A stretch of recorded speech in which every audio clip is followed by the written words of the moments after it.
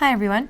In this video we're going to describe the anatomy of the lymphatic system and talk a little bit about the corresponding functions of the different components. So first let's sort of just highlight the major components of the lymphatic system. We have lymphatic vessels, which contain lymph, and also lymphocytes, which are cells, as well as some tissue structures that are made up of a combination of cells and other types of tissues. So we're just going to kind of work through these one by one and just sort of get a handle on what exactly the purpose of each piece is, and that way we'll lay the framework for describing the different types of immune function. So first we have lymphatic vessels, and the lymphatic vessels basically are an additional set of vessels outside of the normal arteries, capillaries, and veins that we have that transport blood. And so we want to kind of think back to our original explanation of how the fluid leaks out of the capillaries, and we normally, based on hydrostatic pressure, lose some fluid. Based on osmotic pressure, gain some back, but the overall exchange results in a net loss. So more fluid is lost from the capillary than is regained, and so the result is an accumulation of fluid in the interstitial space. So certainly we know that if that fluid accumulates over a prolonged period of time, we can call that edema.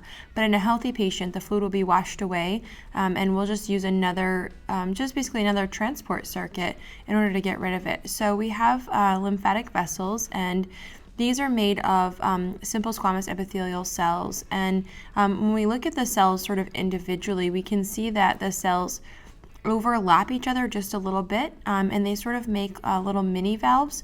So basically, unlike capillaries, these cells are a little bit further apart, and so it's easier for bigger stuff, especially things like viruses and bacteria, to get into the lymphatic vessels, which is what we want. And so by creating a little bit of overlap, it's kind of easy for the stuff to get in and a little tougher for it to get out. We notice that the lymphatic vessels are, they sort of don't have they're not a continuous circuit the way that the artery capillary vein network is. They have a blind beginning, so they kind of start like with nothing. And the fluid travels out of the capillary into the interstitial space, and then once it's taken up by the lymphatic vessel, it just travels via these vessels that eventually merge and will dump into general circulation right before the superior vena cava. So it's also important to note the lymphatic vessels have valves. They're very low pressure, so that's one way that we can kind of make sure that we have a continuous flow in the forward direction. And as we kind of move through, we'll talk a little bit about some of the stops that are made along the way for these vessels, but once we get back to general circulation, I just want to kind of highlight what this looks like here. So in this person, we can see internal jugular veins as well as subclavian veins, and so right and left side, these lead to the superior vena cava.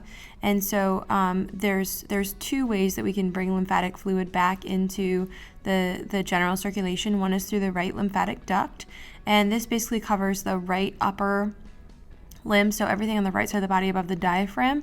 And then we also have the thoracic duct, which is on the left side, which covers everything else, so everything below the diaphragm and everything on the left side. So everything ultimately arrives in the blood from the lymphatic vessels, but what we want to sort of show is that there's some other things that happen as almost like fail-safe mechanisms for protecting the body before this happens. So the second component is lymph, which is the name of the fluid that travels in the lymphatic vessels. It's a fluid that's really comparable to plasma, but it contains a bunch of white blood cells, and some of these white blood cells can kind of move in and out of the lymphatic vessels, so it's kind of interesting. And of course, lymph collects pathogens. And I just want to highlight this word just in case. So a pathogen is something like a virus, a bacteria, fungus, or a parasite. So something that doesn't belong in the body, something that has the potential to cause harm in some way. And I think we kind of know already that these things are responsible for many different human diseases. Let's talk a little bit about lymphocytes. So because cytes is in the name, we can deduce that it's a cell.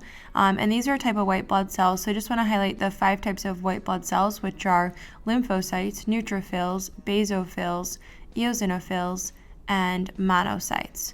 So 5 types of white blood cells that normally circulate in the blood, and of course, some of those white blood cells also circulate in the lymphatic system, particularly lymphocytes. Lymphocytes make up about 25% of all the white blood cells. So if there was an even distribution, we could deduce that there would only be about 20%. So it's more than that. So there's a ton of them. And we can actually break down the lymphocytes into 3 general categories, and I just want to highlight these categories quickly. And then in our later videos, we'll talk more specifically about the different types of cells that and their functions. So the first type is T cells, of which there are multiple types. We have cytotoxic T cells, which are actually responsible for killing cells. Depending on if they're infected with something, sometimes the cytotoxic T cells can get them. Then we have helper T cells, which have variable functions. Both cytotoxic T cells and helper T cells can become, or we can make memory cells for each type. So again, we'll kind of talk about that later, but it's kind of like a subcategory because it's not really its own. It's like memory cytotoxic T cells or memory helper T cells. And then we also have suppressor T cells, which basically regulate the behavior of the helper T cells. And then they also regulate the next type of cell, which is the B cell. So type number 2 is B cells, and these actually differentiate into something called plasma cells. So don't confuse these plasma cells with plasma like blood. These are a specific type of cell that secrete antibodies. And so if we think about antibodies, you may be familiar with the idea of antibodies circulating.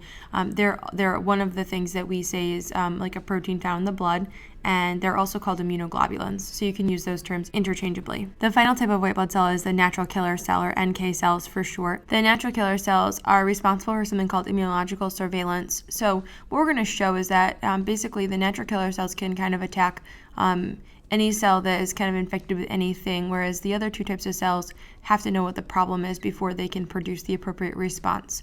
So we'll get into more detail about that shortly. And just for the sake of comparison, the distribution of lymphocytes, it's about 80% T cells, about 10 to 15% B cells, and about 5 to 10% of natural killer cells. So again, not necessarily an even distribution, but I think we'll see later why exactly there are so many T cells and how come they're so important.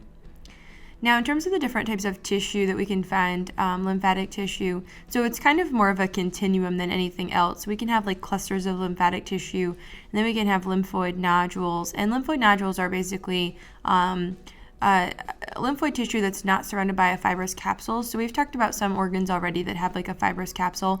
It's basically just kind of a connective tissue structure that basically separates that structure from other structures.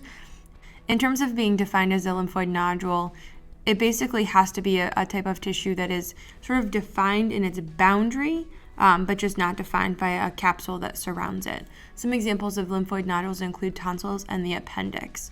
And so I think we kind of know that both these things have the opportunity to be removed if they become inflamed for whatever reason. And then finally, we have lymphoid organs, and the difference between the lymphoid nodule and lymphoid organ is that the fibrous capsule is present.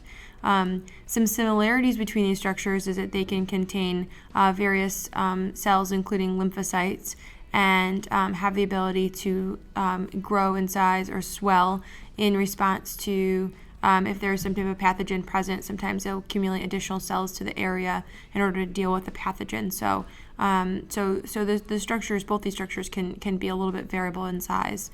So lymphoid organs, I also want to suggest, when we think of other organs like the heart or the kidneys, we think of something that's kind of big, but lymph nodes are organs, and they're very tiny. They're only about a couple of centimeters in size. Let's just talk a little bit about the lymph node. So lymph node has lymphatic vessels that come into the lymph node. Those are afferent lymphatic vessels, and they bring the lymph from all the peripheral tissues. So basically, we have along the pathway of traveling lymphatic vessels back to the thoracic duct and right lymphatic duct, you could think of the lymph nodes as toll booths. So they have to pass through multiple lymph nodes before they're actually able to dump into general circulation.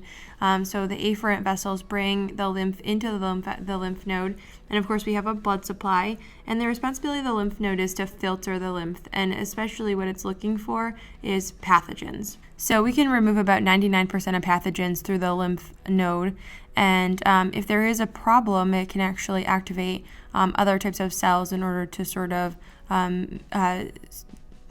check to make sure in the body that there's not a larger issue with some type of pathogen that's circulating. So the lymph nodes are really important, and actually they can also collect cancer cells. So like one of the reasons that they'll do like lymph node biopsy for a suspicion of cancer is because if the cancer cells are traveling, it's easy for them to travel in the lymphatic vessels and be collected in the lymph nodes.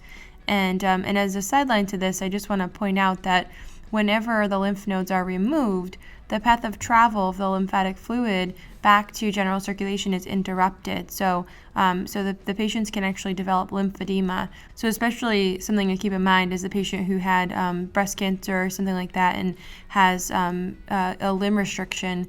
I think that it's easy to sort of overlook this, but if you do a blood pressure on that arm, it can cause the arm to swell. And unlike a regular person, because the lymph nodes are missing, the lymphatic fluid won't drain, so the swelling will be persistent and very uncomfortable. The next organ we want to mention is the thymus, and the thymus is located in the mediastinum. It's just posterior to the sternum, and I like to think of it as two upside-down ice cream cones. That's kind of how I remember what it is. And it's responsible for T cell production and maturation. And it actually is kind of interesting because the thymus decreases in size over a lifetime, and it still will continue to do its job, but the sort of rate of production and efficiency declines over the years. And the last organ that we want to mention is the spleen, and the spleen is located sort of lateral and slightly posterior to the stomach, but it wraps around to the anterior a little bit. Usually the spleen is not palpable, but if the spleen becomes enlarged for some reason, then it becomes palpable. So it can be diagnostic if the spleen is enlarged and is able to be detected by healthcare providers. The spleen has a couple of important functions. It's responsible for filtering blood. It removes abnormal blood cells and other components like platelets from the blood. And it also can store iron from recycled red blood cells. And the spleen also plays a role in the response of T cells and B cells, which we'll talk a little bit more about in the next video. It used to be that if there was damage to the spleen from trauma, it would be removed because of severe bleeding. But now the recognition that the spleen has a role in the immune system and immune function is dependent upon the spleen, the goal of care is more often to keep the spleen and sort of just allow it to heal. So I also just want to highlight the basic functions of the lymphatic system, which I think will be kind of evident when we think of them in the context of everything we just discussed, as well as what we see in the next couple of videos. So basically, the lymphatic system is responsible for production, maintenance, and distribution of lymphocytes, which makes sense because we can see that some of the structures here are responsible for producing these cells, and the lymphatic vessels can function as a highway for traveling them. And also the lymphatic system is responsible for returning fluid and solutes from the peripheral tissues to the blood, which we can see simply through traveling the fluid and emptying it into the right lymphatic duct and the thoracic duct just before the SVC. And finally, the something that we didn't talk too much about is that the lymphatic system is responsible for distribution of hormones and nutrients as well as waste products from peripheral tissues to circulation. And the thing is that I just want to connect this to what we've done previously. If you think back to the digestive system and the lacteals and their ability to collect the lipids that were not able to be transported into the hepatic circulation, that's something that is not really a focus of the lymphatic system, but it is something that's necessary to connect and see that that's something that happens here as well. So any lymphatic drainage from the digestive system is going to contain the lipids from the lacteals. All right, so that actually covers our overview of lymphatic system anatomy, and coming up we're going to talk about the innate and adaptive defenses. So I hope you enjoyed it. Thanks for watching.